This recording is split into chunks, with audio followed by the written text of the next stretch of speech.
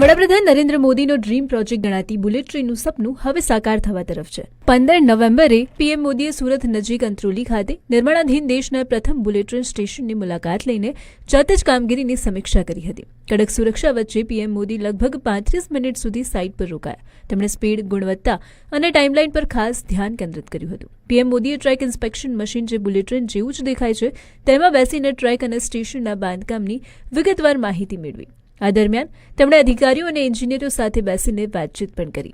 પીએમએ અધિકારીઓને સીધો સવાલ કર્યો કે તમને શું લાગે છે કે બુલેટ ટ્રેન પ્રોજેક્ટની કામગીરીની સ્પીડ ઠીક છે? તમને કામમાં કોઈ મુશ્કેલી તો નથી આવી ને? આ ચર્ચાના અંતે પીએમ મોદીએ અધિકારીઓને પ્રેરણા આપતા એક વાક્ય કહ્યું, સાંભળો તમે।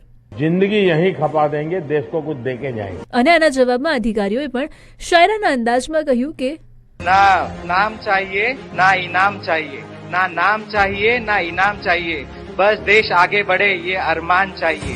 मोदी जी आपका हर सपना साकार हो, मोदी जी आपका हर सपना साकार हो, देश का नाम ऊंचा रहे हर बार बार हो। बुलेट ट्रेन है पहचान हमारी, बुलेट ट्रेन है पहचान हमारी, ये उपलब्धि है मोदी जी आपकी और हमारी।